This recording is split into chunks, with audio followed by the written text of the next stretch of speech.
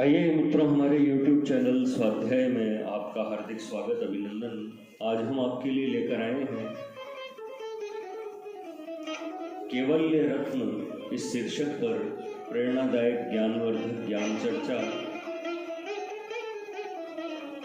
अगर आपने हमारे चैनल को लाइक और सब्सक्राइब नहीं किया है तो आपसे निवेदन है, कृपया चैनल को लाइक और सब्सक्राइब अवश्य करें।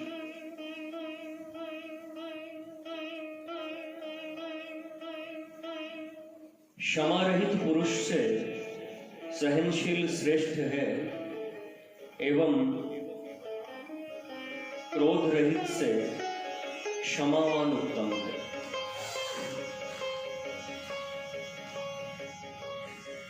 मर्म भेदी कठोर वाणी के शूलों से छिदे हुए पुरुष को 3 दिनों तक शोभ रहता है। अतः कठोर वचन कहकर किसी का भी चित्त न दुखाओ। प्रेम उसी के साथ करना चाहिए कि जो किसी भी अवस्था में उसको न घटाकर अंत तक बराबर एक सा निभा दे। भगवान से प्रीति करने वाले का संसार शत्रु होगा और जगत से प्रेम करने वाले का परमात्मा।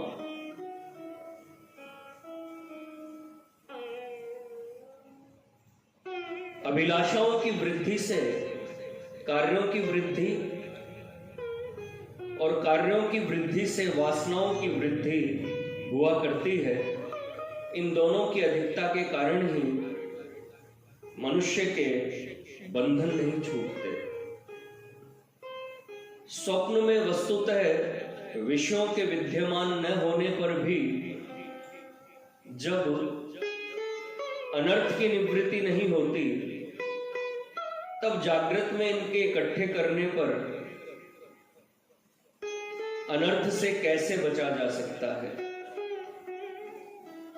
कुछ न करें, कुछ न बोलें एवं बुरे भले का कुछ भी ध्यान न रखें, क्योंकि आत्मरत विद्वान पुरुष की जिज्ञासा और जिघासा दोनों ही निवृत्त हो जाती है। तो जो मुझसे पूछता है कि मैं कौन हूं, सो तू परिपूर्ण ब्रह्म ही है। वस्तुतः तू निष्प्रपंच है, स्वभाव से नित्य मुक्त है। तुझमें बंध एवं मोक्ष नहीं है।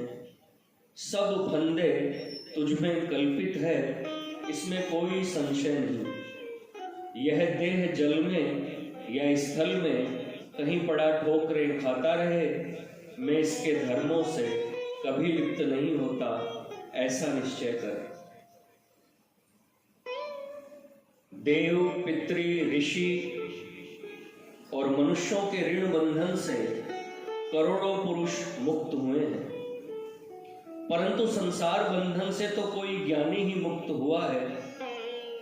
हृदय का नम्र होना प्रेम की शोभा है, उस पर चलना प्रेम का स्वभाव है। निंदा होना प्रीति की पुष्टि है। लोकलाज प्रीति मार्ग के कांटे हैं। पापों में प्रवृत्ति स्नेह का जेल खाना है और अपने आप को भूल जाना प्रेम का फल है। याद रहे कि आत्मा से भिन्न पदार्थों में जो प्रेम है वह प्रेम नहीं है, उसका नाम तो राग है। श्रेष्ठ पुरुषों से प्रशंसनीय रहें परंतु हर्ष न करें।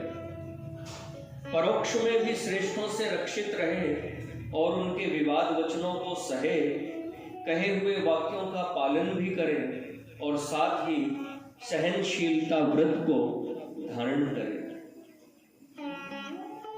वासना छोड़कर शुभ कर्म करें, अनात्म पदार्थों में मोह न रखें, निर्वाह से अधिक कुछ भी संग्रह न रखें और सच्चे संतों के चरणों की धूल हो जावे। सत्य पर चलना, सत्य बोलना, सत्य सुनना, सत्य देखना और सत्य में ही चित्त देना चाहिए। जैसा निश्चय करेगा वैसा ही फल पावेगा। जैसे मृग तो घास खाकर कस्तूरी देता है, गो वही घास भक्षण कर दूध देती है, और गधा लीद देता है। इसी प्रकार निश्चय की विजय है। इसीलिए मैं देह हूं, इस निश्चय का परित्याग कर ब्रह्म निश्चय कर, जिसके कारण शरीर में अज्ञान न हो, सूक्ष्म देह में वासना न हो एवं स्थूल शरीर में रोग न हो। वही पुरुष जीवन मुक्ति के अपूर्व सुख को अनुभव करता है।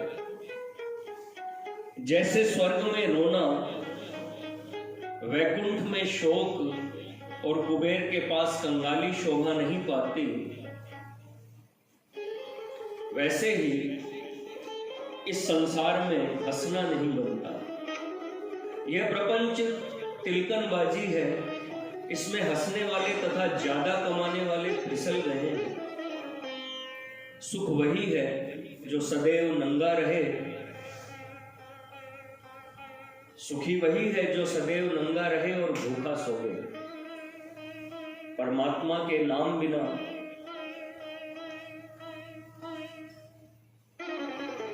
21,600 श्वासों का बहुमूल्य खजाना नष्ट हो रहा है।